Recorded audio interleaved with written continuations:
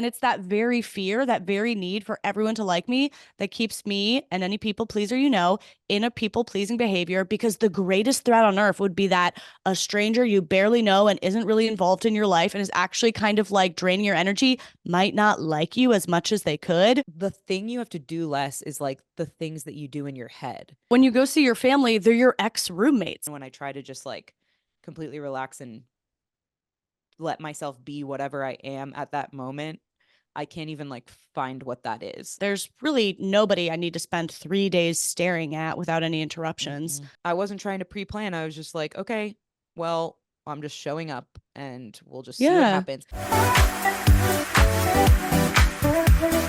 Hello, hello. Welcome back to Not For Everyone, the podcast starring my co-host Jess DeBakey and me, Caroline Winkler. How are you? Oh, wait. Well, I didn't say anything I was supposed to say. We're a podcast hosted by a hater and a lover. It was La really la la la good. la. You don't need to La, say la, the la. things.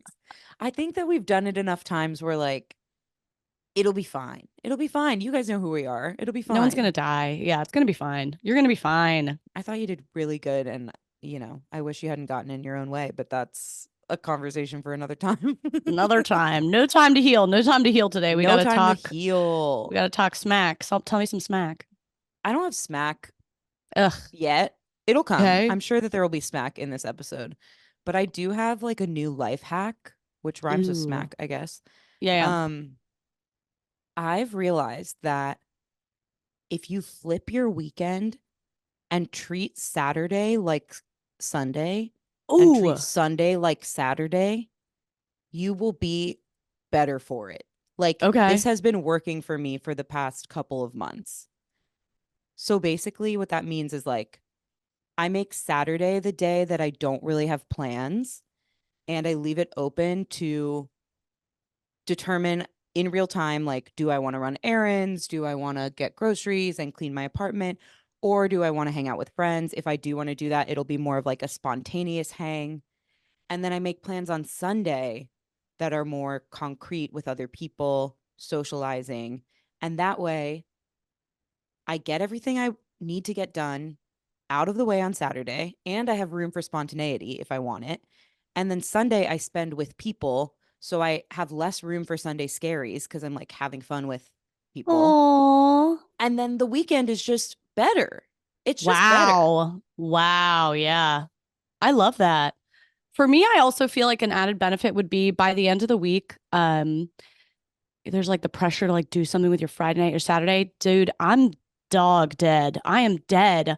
Yeah, I just like the idea of having the recharge. I feel like life is all about getting in your recharge. If it's little moments in the day or before the weekend, or this is aging, this is dying, this is part of us dying, Yeah. I but I love think it. there was a point when I realized that on Fridays, I never want to make social plans on Fridays anymore because I am just dead at the end of the week, and I would much rather stay in that night and then make Saturday my social day and then Sunday get ready for the week. So I had been doing that for a really long time, more or less. Obviously, sometimes I do something on Friday, but in general, Mm-hmm. that's like my ideal setup. And then just naturally, with I think how my boyfriend's schedule works and all me and my friends all kind of getting older and getting more tired. One of my friends is pregnant. Like, there's a lot of reasons in my social circle that it's just shifted where Mm-hmm. Sunday has become the day that we all That's get together. And it's nice. like a chiller. It's like get together at 3, you're done by 7, you Mm-hmm. still get home and have time to like rest before work the next day.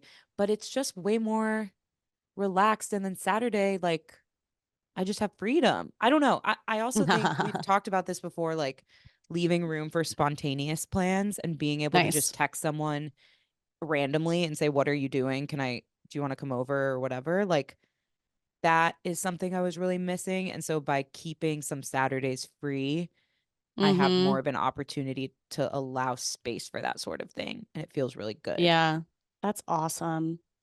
I feel like what I envy about that is that all your friends sound like they're interested in the same setup with that schedule of like you're all down to like do Sunday. I feel like that's a big thing that I'm experiencing with my friends. of just like everybody's got schedule complications and they're all conflicting. And Yeah. I guess that's pretty standard as life continues and gets more complicated. And I don't know how much problem solving there is to be done. Um, Sometimes I feel kind of exhausted and deflated by it, and I just kind of want to stop and I want to stop trying to like make the Yeah. agreed upon times happen. That's nice when it can sync up. Like literally sometimes I was thinking recently like, ooh, I would like to organize like a girls like beach trip weekend or something. And then I immediately have anxiety. First of all, this plan has not started. It's just a single thought I have, and then immediate anxiety of like, okay, well, if I text, a bunch of girls and then like four can come and three can't come, then it's this thing where like, am I going to try and fight for a date where everyone can come, which might be 4 years from now? Or am I Yeah. going to let the three people who can't come possibly feel like they're not as important or as wanted, which isn't true, but you could end up feeling that way like, oh, it doesn't matter if I can't come. I'm like, I feel like you would have a good answer for this, Jess, because you're good at these things I suck at. In my head, I'm like, should I just decide the weekend where we're doing a beach trip and like, then if you can come, great. If you can't, great. And it's not personal. Yeah. Or should I text the group and be like, I want to organize this with everyone. Let's together find the best date, which might be 10 years from now. Like, either way, basically, I immediately abandoned the thought. Yeah. But how would you do that? I mean, I struggle with this too. I really relate to it. And I think the other thing that can happen is if you text the whole group, and this is tea. I'm being so honest and real with this, but I know Oh, give the everyone tea. experiences it. Is Yeah. like you text the whole group, you ask for dates, and then 6 out of 8 people all like the same date, but like your two favorite people are the ones that that can't do it. And you're like, well, they're the ones I really Yeah. wanted to do this with. Um, Yeah. or just the people you're closest with. It's just a reality that like in a friend group, there's different individual friendships and Yeah. different individual levels of closeness. Um, I think it really goes to what you said about if I ask everyone open ended, let's find a weekend, we're going to end up doing it 10 years from now. I think hmm if you're okay with like this year planning next year's trip, which could be totally fine, then sending out a doodle poll, finding out like the weekends that overlap for everyone is a great way to do it. But if you want to be more short term and decisive about it and just like make something happen and you get some people and you don't get all people, I think it can really be helpful to just like choose the weekend yourself and say, I was gonna book a like beach house for this weekend. Like Come or who wants don't. to come? Yeah, or something. Here's the thing Um, though, when I do that, let me tell you what's going to happen. No one's going to be able to come. yeah. No one's going to be able to come and they're going to be like, that's the stupid. They're like, that's Christmas Eve or something. Like, it's going to be like the one worst weekend. And Yeah, then I'm going to have to be like, oh, never mind. I'll change it to this one. Is that good? And then I'm going to be back in the in the same boat. Yeah. other issue. Yeah, I I feel like don't think there's maybe, like maybe a you, great go maybe you ahead. coordinate with like two people. Yes. That's another thing is like coordinate with a couple people first. Actually, I do that a lot. Is like Yeah. I float the idea with a few people first and get on the same page as them and then bring it to a bigger group and like at least I already have a few people who I know can be locked in and who can like support me in the group chat being like this is a great idea. I'm free that weekend too and just like Yeah. coming in hot with the yeah, we want to Okay, do okay, this. okay. Lock and Yeah, so loaded. sometimes They're like plants. recruiting, They're yeah, plants in the they're plants. audience. They're Exactly. plants. You can do it that way.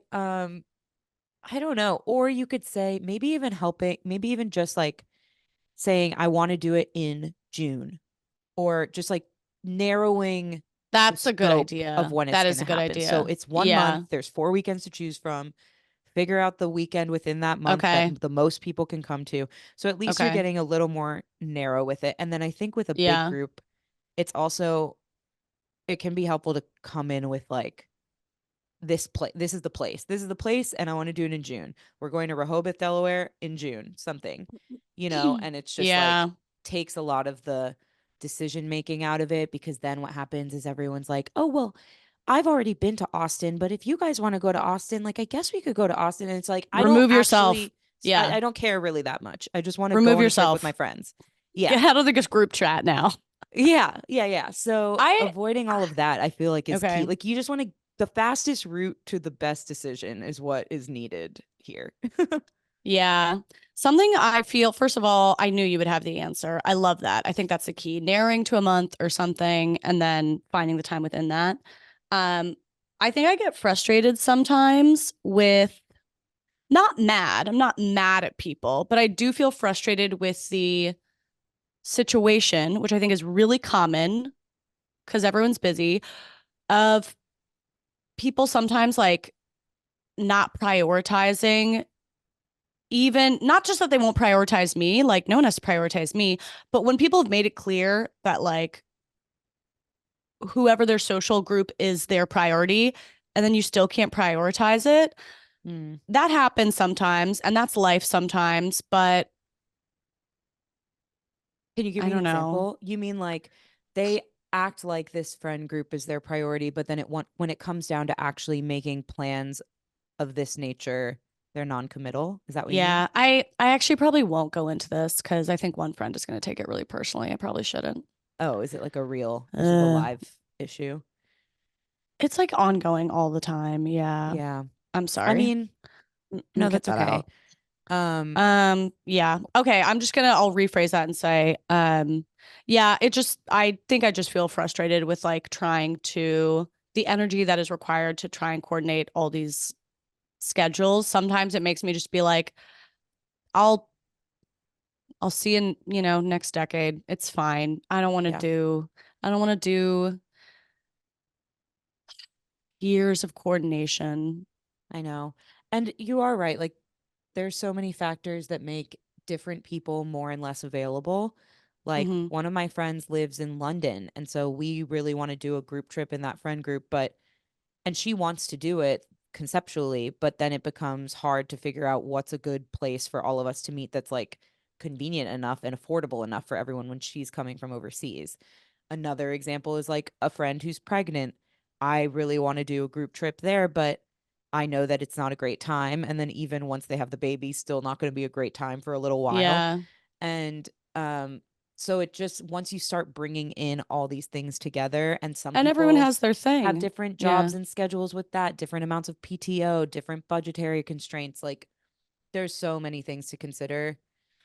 It's not easy. My friends and I are really bad at making trips together happen. And at least the thing we're able to do is like say that, they can Yeah. listen to this and be like, yeah, we are. And like, I could go tell them right now, like, "Ugh, we've wanted to do a trip for 3 years and we've never done it." And they'd be like, yeah, I know we Yeah. suck. So at least there's a self awareness. Um, I have a trip coming up in June with two of my best friends, and it's just the three of us.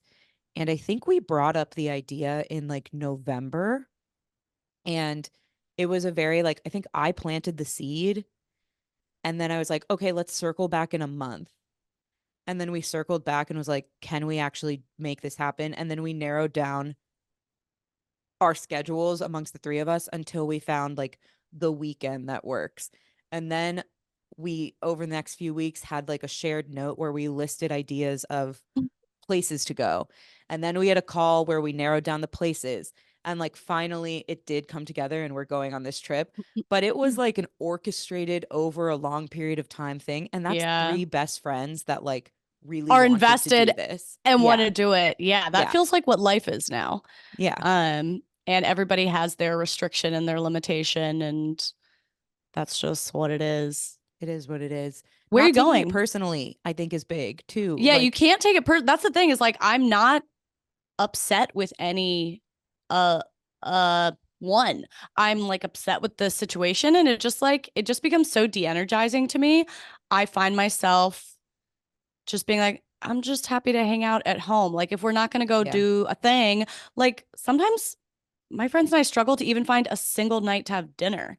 And like if we have to plan for 3 months to have a dinner together and it's like so much texting, sometimes I'm like, then let's not. Like yeah, I get tired and it feels just feels like kind of deflating. Yeah. And it's nobody's fault. And plenty of the restrictions are my own. Right. Yeah.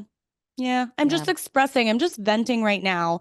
And I know all of them feel the same frustration. It's like Yeah. equally shared. It's just there's no one to be upset at. It's just what life is. Right. Eh. Well, it made me think you asked where we're going, and we're going to Charleston, South Carolina, Yeah. which will be really cute. That sounds And then a very month cute. before that, we just decided, you and me, that we're going to LA together. And that's a really Mhm. good example. I'm so excited. I was like, I have to talk about it on the podcast because I'm so Yeah. excited. Um, but that came together. Obviously, okay, it's only two people. I think we're both equally like invested in wanting a trip like that to happen together. So there are some simplified factors, but part of it was I had a date in mind because I bought tickets to a comedy show, and like originally my idea was to go to that regardless of who went with me. I was like, I Yeah. want to go to this show. It's in LA. I'm going to make this a trip for myself. If Caroline wants to come with me, that would be like best case scenario. But otherwise, I have friends in LA. Somebody can come see this show with me. Like, I chose the event and the date that came with that, and then told you about it. And it was lucky that it was a weekend that you were free and you were interested in doing it. But like, I do think that that simplified it because we've talked over the past year about we should do a trip together one time. We should do this. And Right.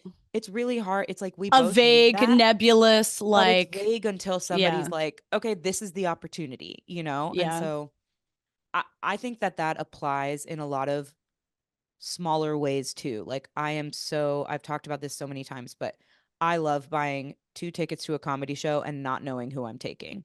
And I just love that like so much. totally. And just like a couple weeks before, thinking about who do I want to go to this with, texting friends and figuring out who wants to come with me. And like, cool, we're done. It's decided. I knew I was going to go with someone I enjoy. That person can be a plethora of people that I'll figure out later because nobody know. Yeah. I'm the only person who knows that 8 months from now I want to see Nikki Glazer. Like nobody else feels that way about things, you Yeah. know? That's Um, great. so I think that's a good way to simplify it a lot of the times, but it's still hard. Yeah. Nice. I love that. Yeah. Our trip's gonna be sick. It's gonna be fucking hot. I'm so excited. What's going on with you? What do you have other trips coming? What's the Um, haps? I feel like I don't have a ton of trips coming. I have my first bachelorette coming up. Never been to one before. Oh, Never been to a bachelorette. None of my friends are married really, or they were married before I met them or something. I think mm, I actually don't know if I've watched any close friend get married. Um, so bachelorette coming up. We're gonna do that. I think it's gonna be cute as hell. where is it? And it's in New Orleans. Cute. You Yes, were just cute there. indeed. I were just there. And I'm about to be back. And then I have like a bunch of people coming to visit me in the spring. It's gonna be a lot of visits. I How don't do you know. feel about Nothing. hosting? Or are they staying with Um, you? they may or may not be.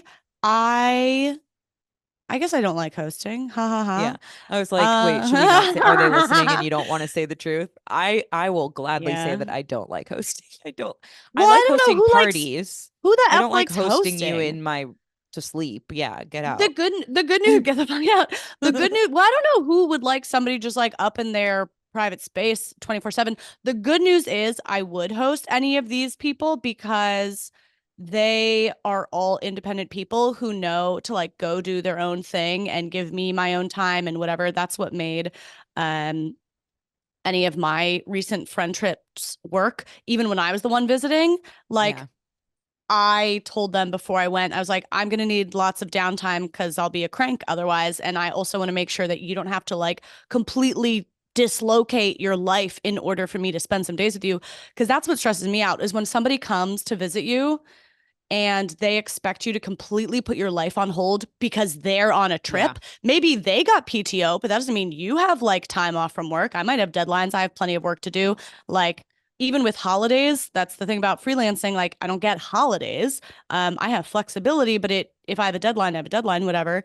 Um, and I want to go to the gym still. I want to have downtime still. I probably have to see my family still. So I think all of my friends are at that place too, where they know They don't expect me to put my life on hold for them. And there's really nobody I need to spend 3 days staring at without any interruptions. Mm-hmm. Mm-hmm. So when I was a guest, I just like announced that before going on the trip so that it didn't happen in the middle of the trip. They didn't like take it personally because it's literally not personal. And then I think everyone benefits from it. Everybody like they also need some downtime. But what is the host gonna say? Like, leave me alone now? I'll say that, but Yeah. most people won't. Yeah. And yet everyone benefits from it. So Yeah. yeah. That made me think, okay, this might be a weird question, but when you go home to visit your family, how much of the time are you like actively hanging out with them versus just like existing in the same house together? You know what I mean? And Mm, maybe it's different because you live nearby and so you can go for like 3 hours and actually have focused hangout time and then leave. But when I yeah. go visit, since it's like I fly there, I stay there for a few days, and then I come back, I feel like a lot of the time is spent on my own anyway. Like, obviously, I do things with them, but it's Yeah. 4 days, 5 days. We're not going to spend it all attached at the hip. And I don't want it to, I need the alone time. So I'm not complaining about it. I Yeah. just always wonder to myself, like, do Yeah. other families hang out fucking all day and all night for 4 days in a row? I mean, yeah, when you go see your family, they're your ex roommates. So you guys were all used They're to your living exes. together. They're your exes. They're your ex roommates. So, like, you all know theoretically how to just like live together. Exist. And that is so much nicer. But it does feel harder to do with friends. And we talked about it a little bit. That idea that our editor, Abby, brought up one time of just like, we don't do as much that thing that we used to do when we were kids of just like going over to each other's house or like in college you'd go over and hang out on someone's bed while they're doing laundry or doing homework and just kind of like share an atmosphere together and not necessarily just be staring at each other talking. And there's Yeah. something really nice and low effort about that.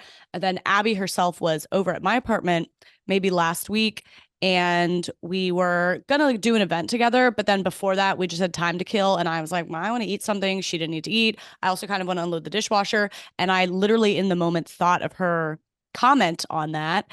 And I was like, okay, this is a safe person for me to just live in my space near. She's in the living room. I'm going to do some dishes. Like, this is Yeah. fine. And still, even with somebody like I was doing it with Abby, who I knew was on board and appreciated that, but I still felt so much anxiousness over like, are they going to think this is rude? Like, am I being selfish? Am I being lazy? Blah, blah, blah.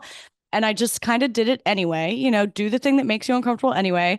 And eventually she commented and she was like, we're doing that thing we talked about. And I was like, Oh, cute. yeah, It's like the thing is that for her and you and people who have like realized that and realized that they have that safe space in a friendship, like it's a win to see yourself actually doing it. So yeah, I'm glad. But yeah, it I was know nice. exactly what you mean. I have a tendency, speaking of hosting, I guess, I think I have a tendency to feel like I have to entertain everyone with who I'm with all the Yeah, time, yeah, especially if they're in my space.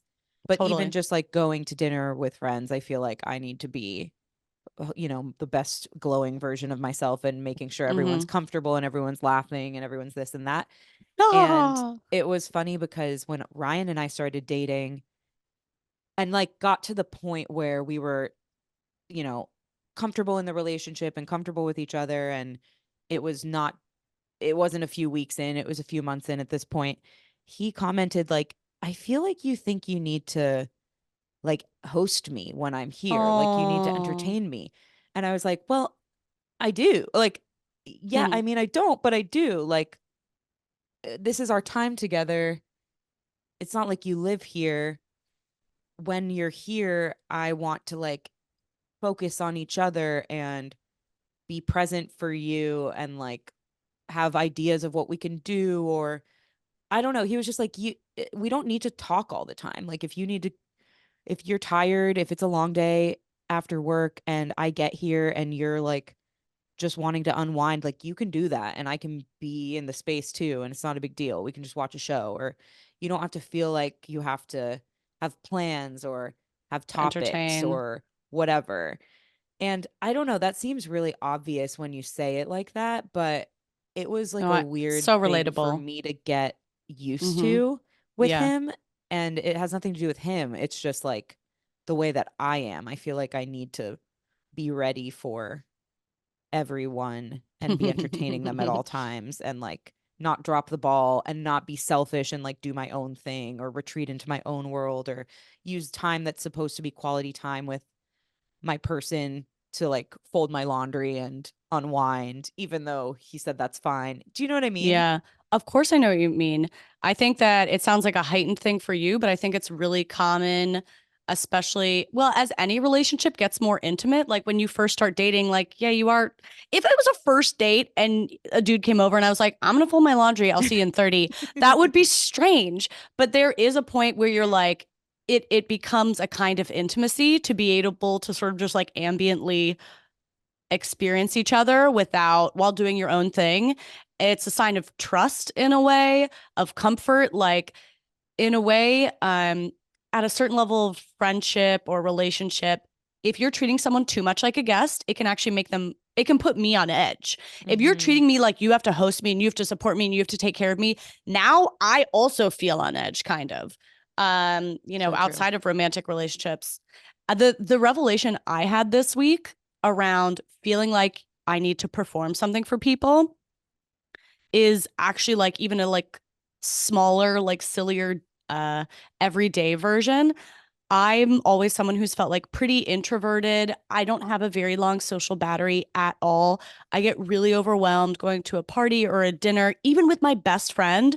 Um, if I feel like it's going to be long. And the thing is that I can perform very well. Perform is the wrong word, but it's the right word for me. Yeah. It's like I can go to the party and be a good person at the party if I need to. I can go to the dinner and be a good person at the dinner if I need to, but it's so draining on me. And so I always was like, oh, I'm more introverted. Like I have really short social battery.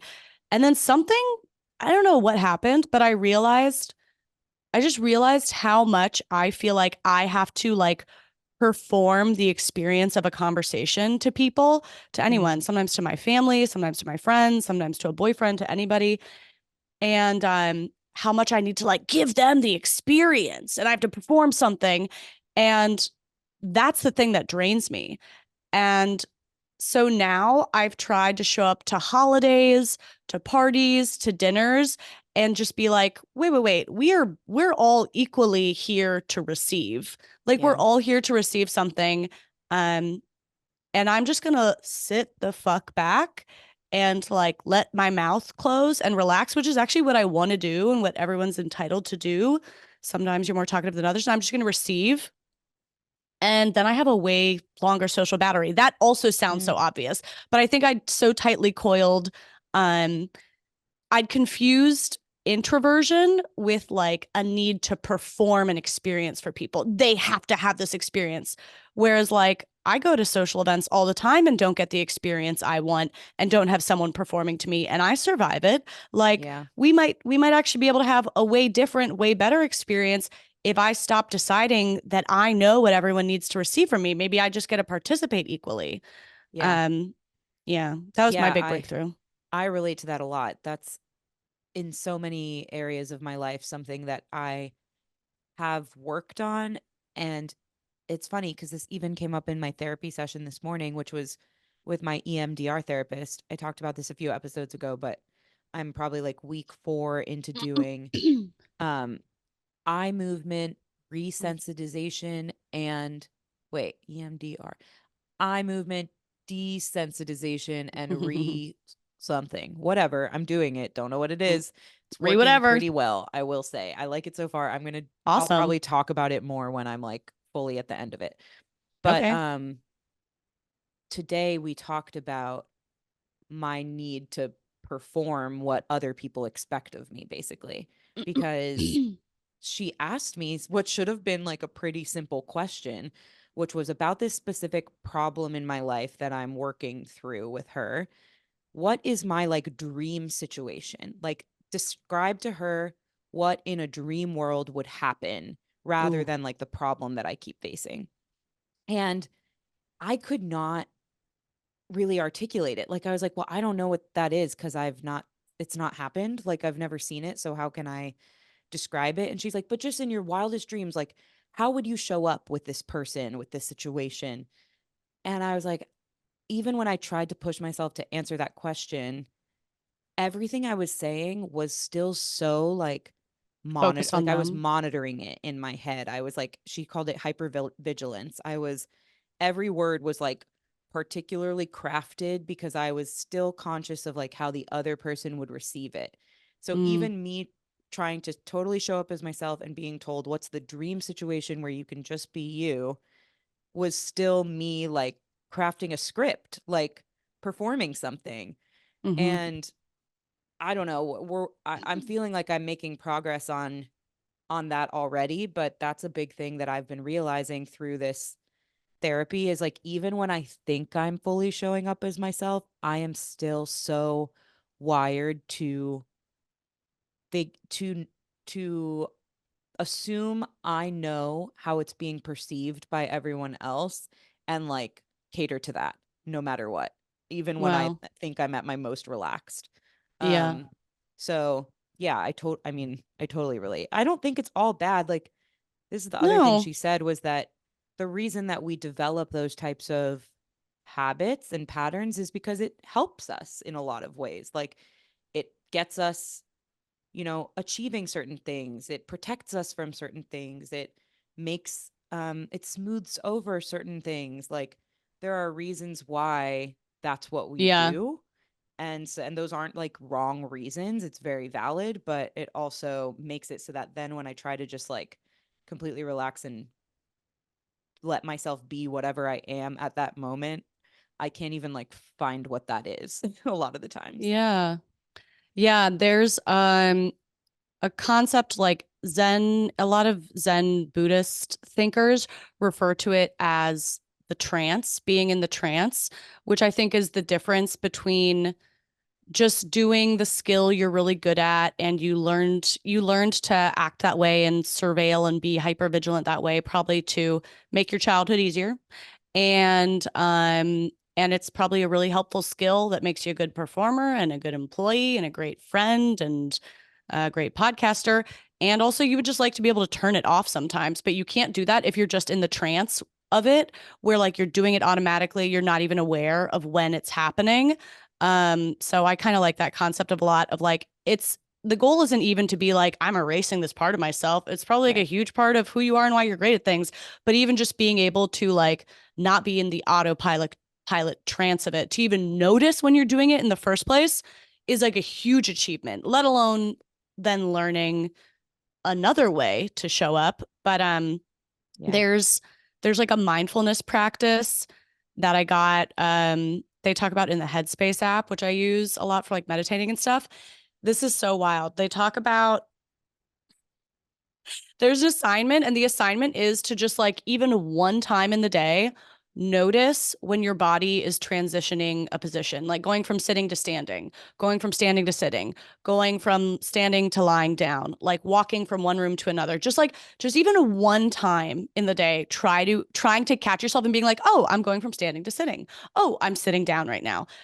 It is nearly impossible to like, and if you can do that, you kind of knock yourself out of the trance that like we're all in, right? We're just doing, we're moving, we're automated, we've got patterns, things we're more comfortable in, whatever, and aren't present. And then if you can just like if you can catch that moment one time, it's a moment, a gift of like presence in Yeah. the day. It is so hard to do in like years of working of thinking about this. I've probably done it like 6 times total. Wow.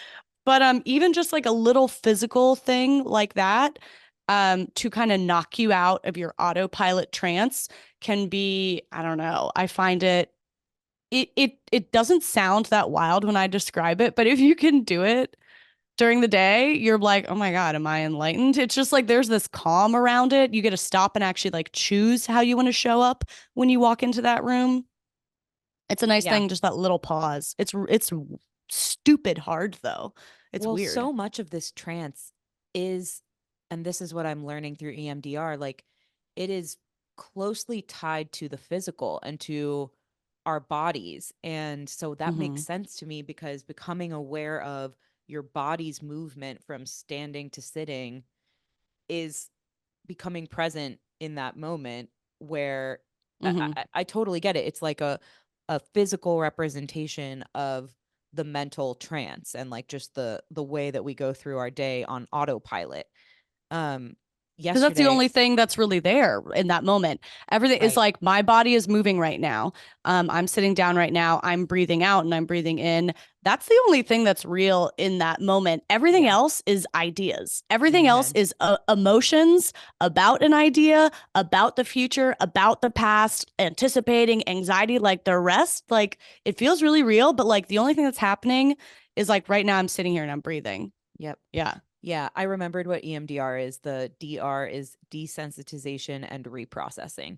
But yesterday I had a really busy day at work. I was it yesterday when you and I were texting about a bunch of things, and then at some point Wednesday or Thursday is when this happened. I was like, sorry if I'm being really like short in my messages. It's a very crazy day. And of course you Mm-hmm. were understanding, but it was like it was one of those days where I felt I even needed to like say that to you. And at the end of the day, I had plans to go get drinks with a friend who's a new friend. Like we've only hung out once or twice before, and we've been wanting to put something else on the calendar. Like I genuinely wanted to. And I also, at the end of a long, chaotic workday, was like, how am I possibly going to do this? And, and she's hilarious. Like I really admire her. I find her really funny and smart, and I want to show up really well. And that just makes it that much harder and more pressure on myself. So, and we had rescheduled a bunch of times. So there was no, I wasn't going to move it again. So I got in my Uber and my brain is like crinkled up. That's how I describe like this form of anxiety. Some anxiety shows up in my stomach, some anxiety is in my head. And usually, when it's like a really busy day where I'm like back to back to back on 700 things at once, it's like static in my head. So Yeah. that's how I was feeling. Got in the Uber and I'm still like grappling with how am I possibly going to do these drinks with this girl. And I went to YouTube and I had my AirPods and I typed in meditation, like 5-minute meditation.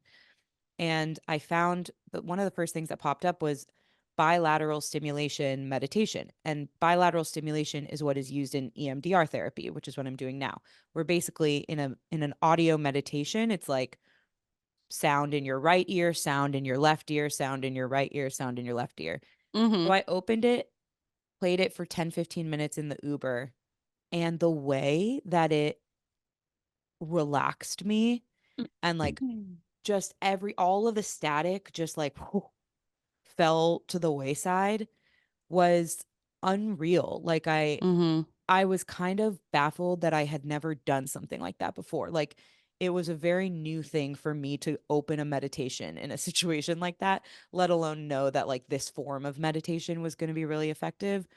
And it totally was. And it was just this, it's the same thing of like finding the present moment and not being so concerned about all of the to-do list in my head, all of the things that happened in the day, even like all of the ways that I wanted to show up that night. It was just Oh like yeah. quiet, shut up, shut up, shut up, shut up.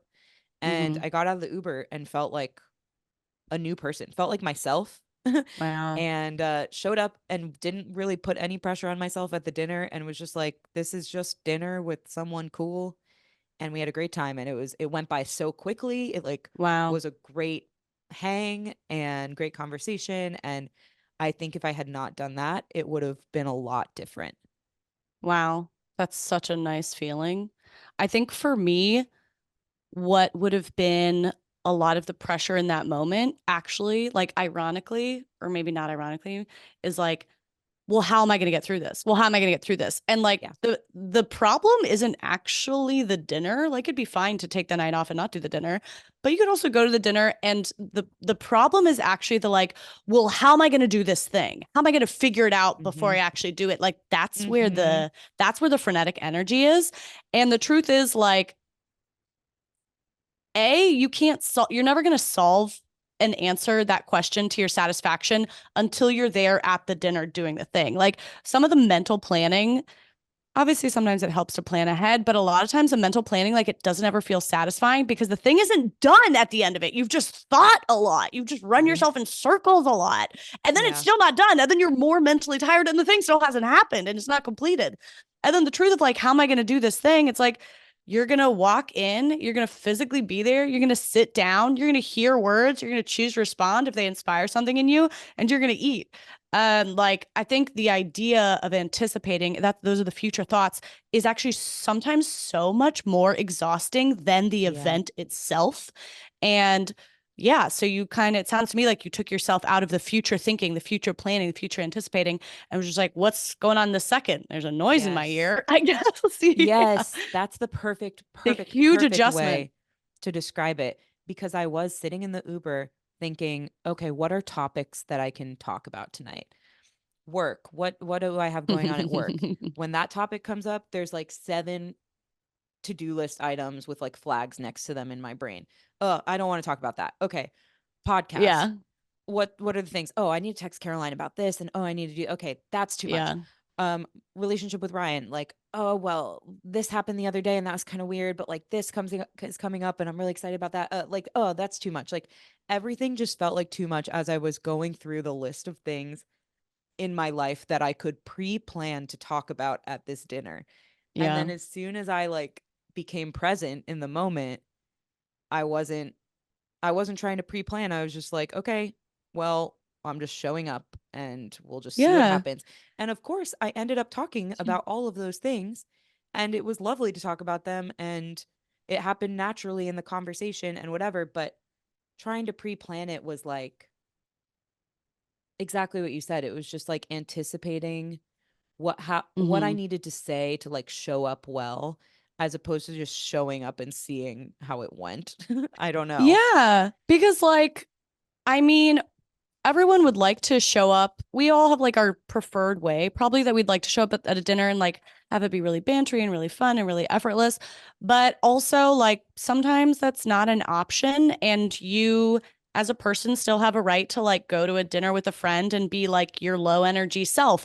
And friends do that with me all the time. And I don't think it's ever bothered me. And I don't think Yeah. it's ever bothered you. But this like weird one way standard of I have to deliver to them.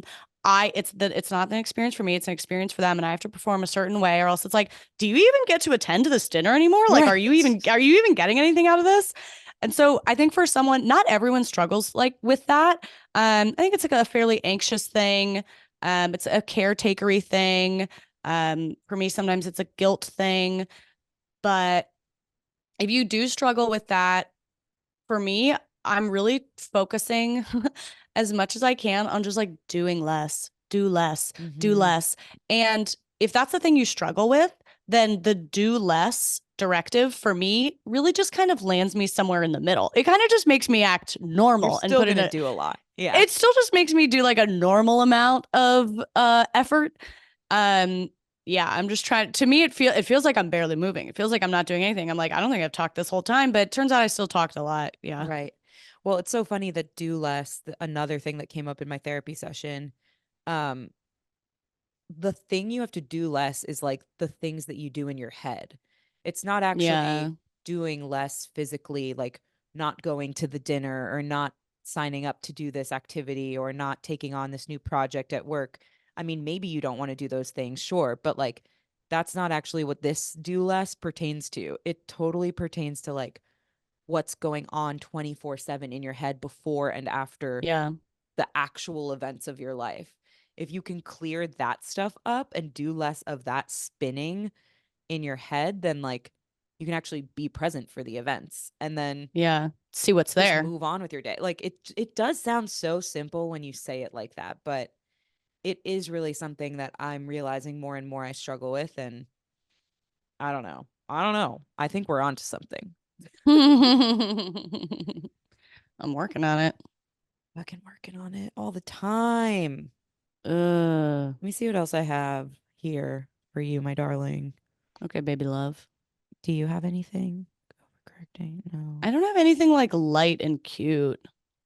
I just have more Deep things? deep doodads. I have like conversation starter too, which who knows what that'll get us to, but I feel like it'll get us somewhere deep again. I don't know. Um, is it a different type of topic though? It's kind of open-ended. Try it. Maybe it's not that good. I Oh, don't know. Okay, actually, yeah, I'm gonna share a story. okay. Okay, I'm gonna share a story that will heal all Hype of yourself up. us. Okay. I'm gonna share a story. Get this camera. Okay. Um, Tiny little anecdote of illness for all the people pleasers out there. I have a neighbor and there's nothing wrong with him. He's not a bad guy, but holy cow, if I happen to, I know he's told me he doesn't have a job. He has like a trust fund. He's told me himself he does not have to work for money. He's a nice guy, nothing against him for that, but like he has nowhere he needs to be and he has no sense of urgency and he loves to chat. And if I encounter him like on the front steps, it could be 30 minutes of my day when guess what? If I'm leaving my home, I'm already late. Wherever I'm going, I'm already late, guaranteed. And I don't have it, it's the kind of thing where it's like I actually don't really have a minute right now, let alone 30, and then gives me all this anxiety, whatever. He'll also like text all the time, and he's a texter who kind of sends you like his just stream of consciousness. Like we were texting about trying to get the lock updated on the front door of our building. And oh, this lock is broken. Do you know anything about this? Do you know who I should reach out to on the board? Okay, here it is. And then he continues like, we've gotten an answer. I know what the next step is. But then he just continues like stream of conscious expressing like, oh, I wonder what time the locksmith will be able to get here next week. Or I wonder if they're going to charge this. I wonder if they'll do that. Or like, I'm thinking about this. And it's just on and on and on. Um, which again, he hasn't done anything wrong, but that is just not working for me and my day. It was to the point where I was like, when is the text going to stop? Nothing's happening here. And we're Mm-hmm. not like friends. Like I recognize his face. That's it. And I it was getting to be so much that I was like, okay, I kind of need to like put a damper on this a little bit. And so I adjusted my behavior. Like I would still have polite exchanges, but I'd tell him, "Oh, I have to hop on a call for work now. Let me know if there's any updates." Or I would say, "I can't talk right now. I can't come to the door to talk right now, but I can talk to you tomorrow. I'll be around." Or whatever, like putting little just not overly encouraging this thing that's kind of out of control. And eventually he got the message and he texts way less. He holds me up in the hall way less. Everything is like a little bit colder and it's actually what I wanted. Yeah. And then immediately I was like, "Oh my God, He do you doesn't think like do me. you think he doesn't like me? Oh my God, do you think he's mad at me? Oh my God, do you think he thinks I'm not Wow. nice?" And I was like, "Bitch, hold on. This is what you wanted. You wanted someone who was more succinct, to the point, logistical, professional, like didn't eat up your day. This isn't a personal relationship. Like, this is what you wanted, and now you got it. And also, maybe the consequence is that person doesn't like you as much. Like maybe he really has nothing to do with his day. And even though we barely know each other, maybe I was a big social outlet for him. Like, I don't know. I can't know.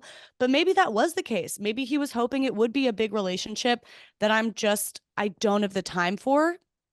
And so, yeah, maybe the consequence is that like they might not like you as much. Mm-hmm. And that is also okay. That is actually okay. And it's that very fear, that very need for everyone to like me that keeps me and any people pleaser in a people pleasing behavior. Because the greatest threat on earth would be that a stranger you barely know and isn't really involved in your life and is actually kind of like draining your energy might not like you as much as they could.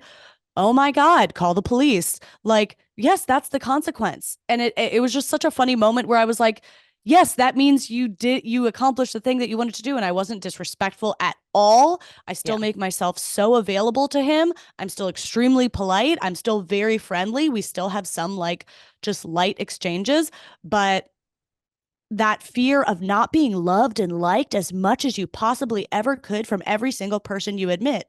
It's like, yeah, that might be the thing you give up. That's the whole reason you've been stuck in an exhausting cycle. Wow. Is that the dumbest thing I've ever said? Is that so obvious? No, it's so Okay. profound. It's so Uh, profound. I mean, it sounds this is the episode of like obvious realizations that changed our lives. Like it sounds obvious and simple when you say it, but I mean, that is the most relatable thing ever. The thing, exactly what you're saying, the thing that keeps us in those dynamics is wanting to be liked. Like, mhm. that's why for so long you were playing along with all the texts and you were sticking around for longer chats when you really didn't want to. You don't even need to have some place that you have to be. You don't even Right. need to have a Yeah. work call to go to. That's It's, a I feel good. self-conscious. I feel self-conscious even saying that on the podcast because I feel like I can hear like the like self-hating voice inside of me. I'm imagining a listener being like, "You wouldn't give them the time of day." And it's like, No. sometimes I actually don't have limited time for every Guess single what? person You you don't encounter on have the to give street. everyone the time of day. If that's somebody's reaction to this, then that's a them problem. That is Yeah. every person on this earth is not here for every other person to give them the time of day. This podcast is called Not for Everyone. Your time is not for everyone. So Your energy hard. is not for everyone. Your So existence is hard. not for everyone. Doesn't mean Uh, you're rude. Doesn't mean you right. blow people off. You don't follow through on your commitments. You say something mean and harsh, none of that, but like you don't have to give so much of yourself to every single person who wants to take from you because that's what people are going to do. They're going to want to take whether it's lit in little ways like just a few extra minutes chatting or in bigger ways. Yeah. You get to choose who you give that to. Thank you Um for saying that. I Yeah. think that's so profound. I mean, I have notoriously talked about how much I'm the type of person that like strangers just come up and start talking to. It was Hmm. funny. I was telling one of my friends, like, I was listing out a few different um service providers that I go to, like my nail person and my masseuse and like all my self-care basically. And that makes me sound really bougie. I don't get massages that often, but there was a period of time when I was, and you go to a massage, you want a quiet experience where you're just like unwinding and getting I your already hate knots this. rubbed out of you. I already hate what I'm bracing for. Of course, me being just like friendly and liking talking to people and wanting to be liked by everyone, I at some point in my maybe second massage with this masseuse, same person, we ended up conversing about like something pretty deep and personal, and that created like a false sense of friendship, I think, for her. And it ended up being that every time I came back, she wanted to follow up on these topics. She wanted to tell Oh, me yeah. about stuff going on with her family. And I went back a few times because she was good at her job. It was a good massage. But the whole time she would talk and tell me about what's going on with her mom and her sister. And I know it started because I entertained it the first time. And I genuinely wanted to that time. And like it was fine and it was we were equally participating. But when it became like a pattern, I was like, I can't go here anymore. Like, this totally Yeah. ruined my quiet self care time. And I was telling my friend about that. I was like, I don't know why. Like, I always end up befriending people in these situations and like they'll text me about their personal lives and blah, blah, blah.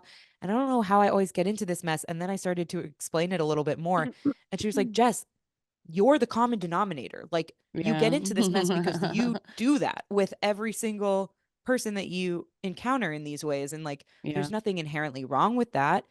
But if you're going to complain about it and say, like, oh, I'm not being able to enjoy these services for like the quiet, peaceful time that I want them to be, you're the reason that that's happening. You're the common denominator across all these things. And I was like, huh, that is fair. That is fair.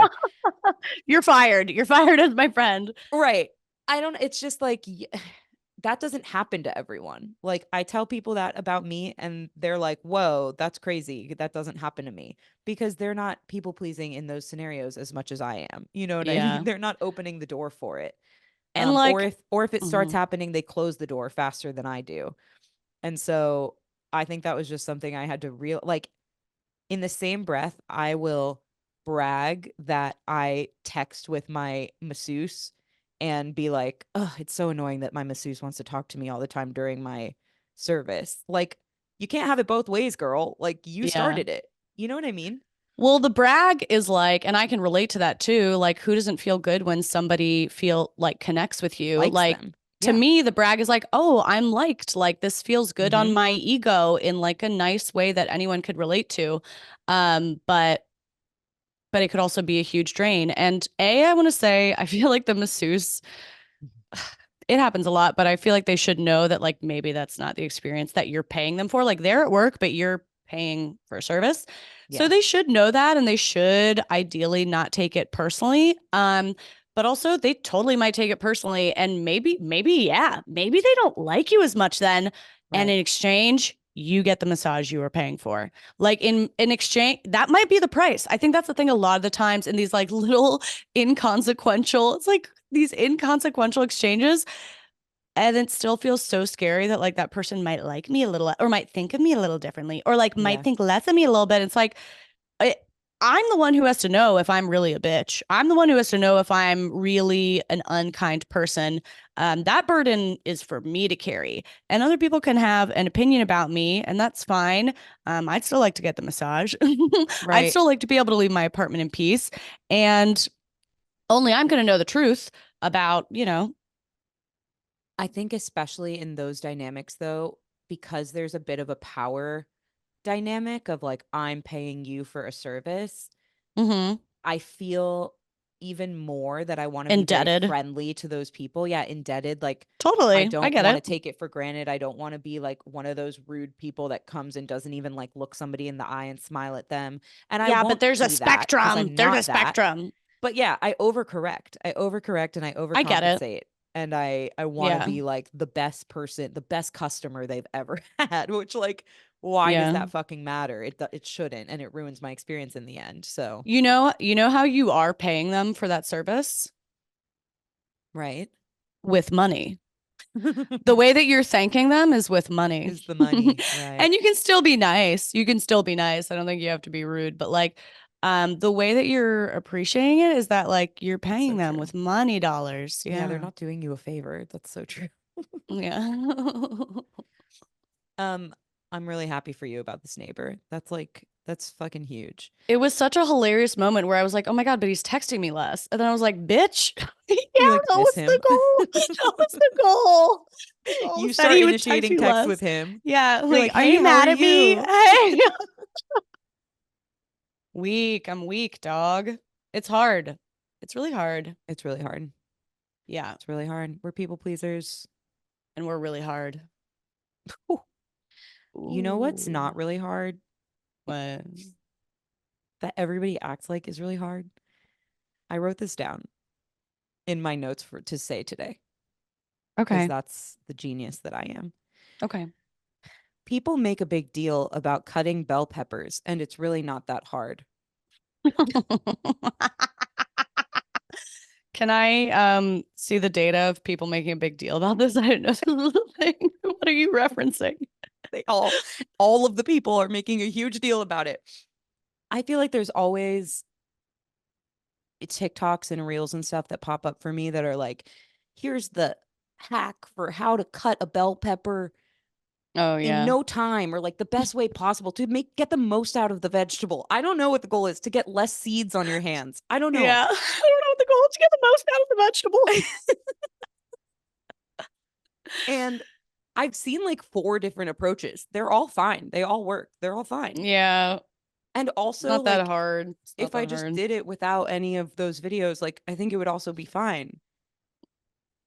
I I don't feel know. like that is the thing. I feel like that is the thing with hacks, things people are trying to sell as hacks, that they're like, if you ever, I watched like a cooking video, which first of all, I don't cook, so whatever. But it was like 100 cooking hacks. And one of the hacks was like, if you're ever working in an industrial kitchen and you need to unsheath uh more than 4 pounds of garlic cloves, this is how you do it. And I was like, okay, that's a pretty good hack if I'm ever in that scenario, but like I don't like, I probably don't need to. Very Very few few people are people. dealing with that, and the people who are dealing with that probably already know all the hacks. Like Yeah. you're good. Yeah, it's fine. Yeah, people just make a big deal about the bell peppers, and I'm like, Yeah. I don't know. I've never been I've never been haunted by that. I've never been like, "Oh, you know what Yeah. I need to figure out today? The best way to cut this bell pepper." Like Right. You it's know never why on I my don't have mind. time? The reason I don't have time to meet up with my friends is because these bell peppers, they're just eating up my schedule. And if I could just find a way to kind of like streamline that process into something that's like, I don't know, aerodynamic in a kind of way that like doesn't waste all the seeds and get my fingers wet, then I feel like I would have more time to spend with my friends and family. The accent is perfect.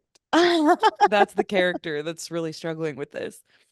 It just feels like at the end of the day, even if you cut them in the worst way possible by all like professional chef standards, it's still going to take you a minute, Yeah, you I know? think it's just a cumbersome vegetable. It's just a cumbersome vegetable. Yeah. Yeah. Anyway, It'd be okay. That was great. I loved that. thank you so much. Yeah. Let me I see love if how I have you, any other ones for you. I love the way you say thank you so much. Oh, thank you. That's been my like verbal tick for a long time. Yeah. One of It's my best funny. guy friends like always associates that with me, and he'll text TYSM, which is the abbreviation for that. Like, and I Yeah. know that when he sends that, it's him saying it in my voice. That's like, Oh, thank you so thank you so much. much. Thank you so much. It makes me giggle every time. What else is going on in my notes? Hmm.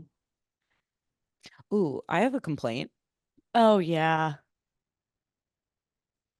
Have you ever talked to somebody who used a lot of abbreviations with like O at the end? For example, abbreviating presentation to prezzo.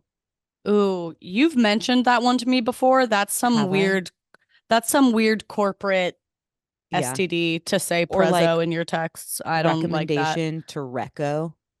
Ew, no, those people probably need to be put down, right? Yeah. Ew, I I think don't that's know where it a, comes from, but it I, happens and you're like, it like sends a shiver ugh. down my spine.